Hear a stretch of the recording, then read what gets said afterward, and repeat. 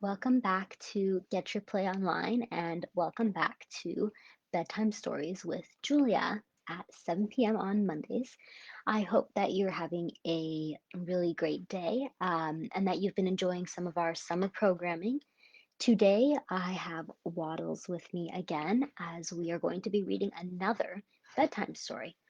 So, if you've been here before, you already know the drill. If not, welcome to the family. What we usually do for our 7 p.m. bedtime stories on Mondays is we get into a comfy spot, we grab our favorite stuffies if we want, and we get into some PJs or comfy clothes. So I'm wearing a nice sweater because it's pretty cold right now. And then we're going to read the story. So I'll give you a minute to get that while I introduce the story. The story we're reading today is called Simba the Fortune Teller. And so, if you remember last week, we read The Lion King, which features these characters Simba, Timon, and Pumbaa. And today we're going to read a bit about Simba and how he is a fortune teller. And if you don't know what a fortune teller is somebody that tells you about the future. So, we're going to get started. This is a Disney book um, by Disney's Wonderful World of Reading. So, there you go. And then on the inside, we have some animals on the cover. So there's some monkeys, and then there's Pumbaa and Simba. All right, Simba the fortune teller. I'm just going to adjust this for you. Okay. It was a hot day in the African jungle, and Simba and his two friends, Timon and Pumbaa, lounged lazily beneath a shady tree. Let's do something, Simba said. Let's not and say we did, answered Timon. Yeah, agreed Pumbaa. It's too hot to do anything. I'm sure you guys have felt this way in the summer when it's really, really sunny and then you just get sweaty when you go outside. Simba says, but I'm bored. Okay, chairman of the board, Timon says, tell us a story. A story? Simba thought long and hard. He could not think of a story, but he did think of the best storyteller he knew, Rafiki. This is Rafiki. I knew an old baboon who could tell the future just by using a stick, said Simba. A stick? Asked Timon. What, he couldn't afford a crystal ball? Show us how he did it, Pumbaa said. And a crystal ball is just a giant ball that is see-through and you can see the future in it. So that's what Timon was asking about. Simba drew a circle in the dirt. Then he waved the stick over it. Asante Sana squashed banana. Put your paw print in the circle, Simba told Timon. Okay, I'll play along, Timon said. Read my future, oh great Simbini. Timon placed his paw in the circle. Then Simba closed his eyes and waved his stick. So here's the little circle that Simba drew and where Timon has put his paw.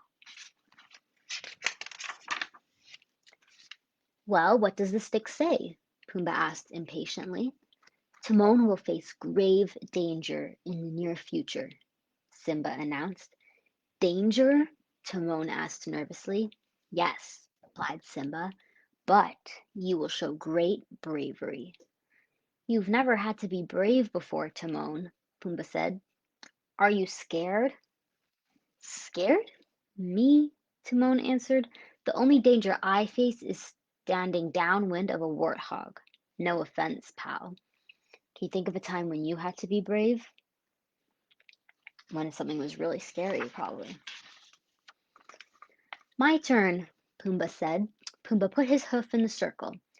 Pumbaa will meet someone very special and very pretty, Simba predicted. That's not fair, said Timon. I get danger and he gets romance.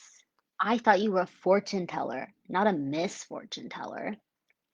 Pumbaa tried to cheer Timon up. Come on, let's go rustle up some grubs, he said. No thanks, Timon said sadly. Oh, come on, Timon, Simba said. It was just a game. I'm not a fortune teller. Just then the boys were joined by their good friends, the monkeys. Hello, the monkeys cried. Do you want to play a game with us? Yes, Pumbaa said. I love games. I do too, added Simba. Do you want to play, Timon? No, Timon said. And look, you could see Timon right over here crossing his arms because he doesn't want to play the game. Probably because he's scared because Simba said he was going to be in danger. And he has to be brave, and sometimes being brave can be scary. Timon, you always say there's nothing more fun than monkeying around. Are you sure? Asked Pumbaa. Sure, I'm sure, Loverboy Timon answered. You and the fortune teller go without me. So Simba joined the monkeys for a game of catch. Ready? The monkeys asked. Ready, Simba cried. The monkeys shot Simba straight up into the air. Whee! He squealed. And there he is, right there. These are the monkeys, and they're playing catch with Simba. Hakuna Matata, they all shouted. If you don't remember from last week, or if you weren't there, that means no worries. Timon jumped to his feet. That does it, he cried. No one Hakunas without this Matata. Timon decided to join the fun. He hopped on the monkey's feet and they threw him high into the sky. Whee! Timon cried. And there you go. There's the picture of the monkeys playing catch with Timon.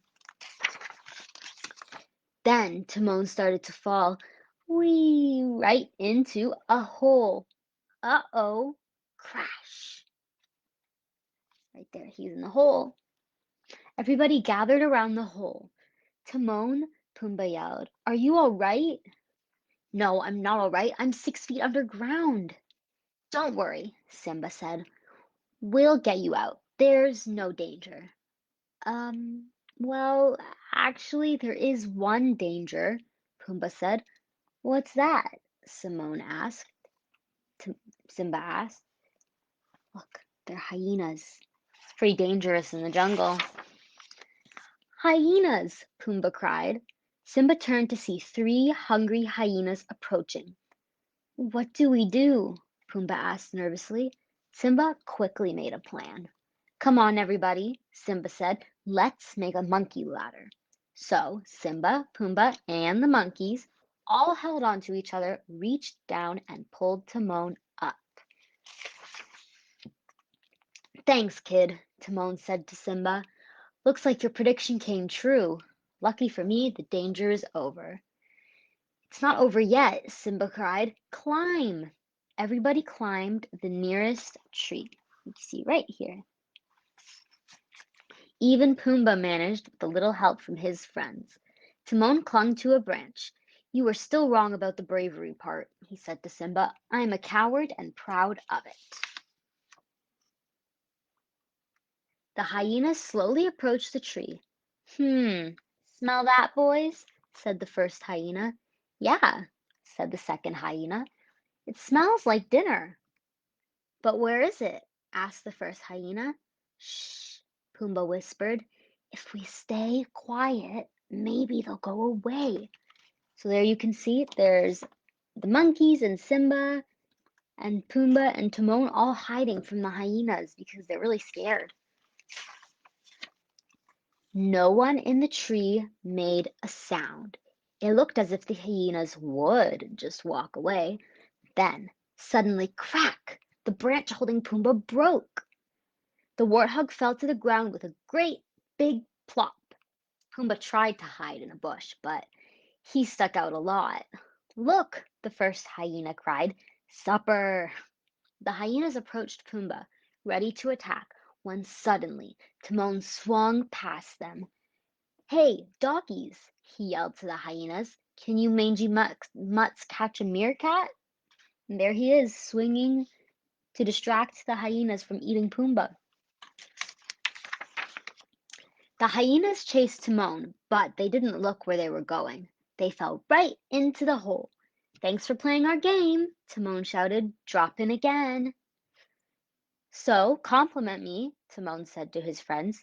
You were incredibly brave, cried Pumbaa. Fantastically brave, added Simba.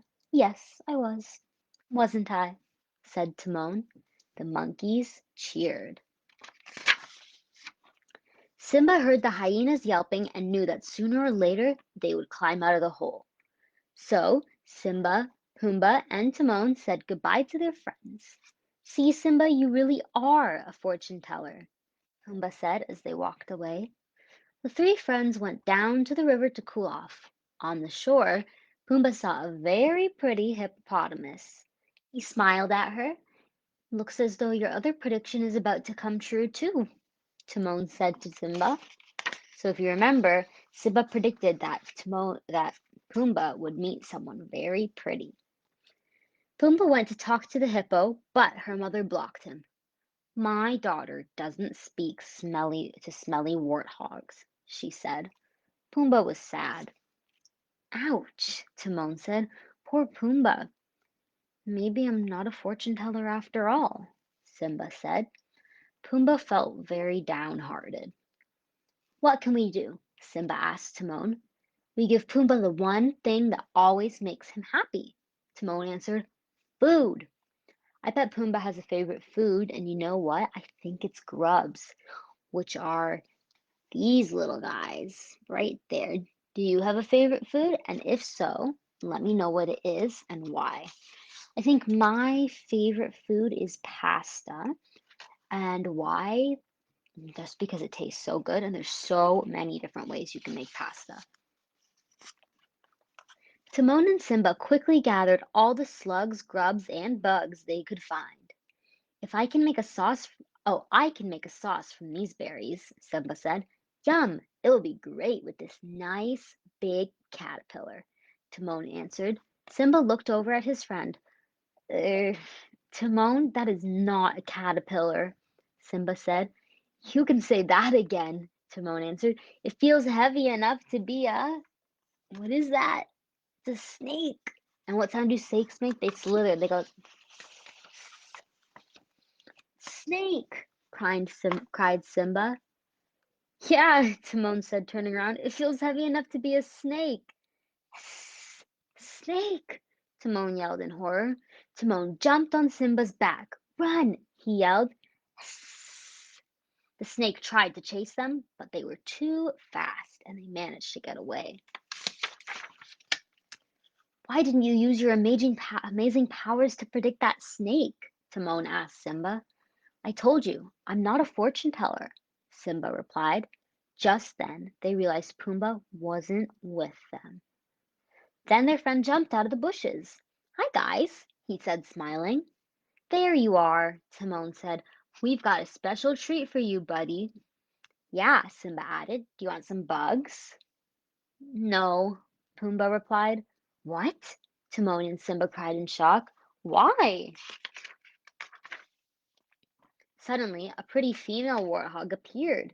Because I want to give them to my new friend, Pika, said Pumbaa. Hello, boys, Pika said. Do you have any more bugs for Pumbaa? She asked. Timon looked at Simba. You must be a fortune teller, kid, Timon joked, but I predict that the two hungry warthogs were going to need a lot more food around here. The end. So that was Simba the fortune teller, and Simba told a story, but all his predictions were right. So Timon and Pumbaa thought he was able to see the future. And one thing that was really cool about this book is that Timon had to face his fears. He had to face his fears of the hyenas and also of the snakes, and he was really, really brave, and he actually saved his friends, and his friends saved him. So if you can think of a time that you were really brave, let me know in the meantime. Otherwise, I hope that you will continue with watching our programming and joining me back on Mondays at 7 p.m. For bedtime stories. We've got lots of activities still happening. So we've got crafts and activities. We've got exercises, lots of bedtime stories, and you can always find those on our page. So I hope you guys have a really great night and sweet dreams when you go to bed. Bye.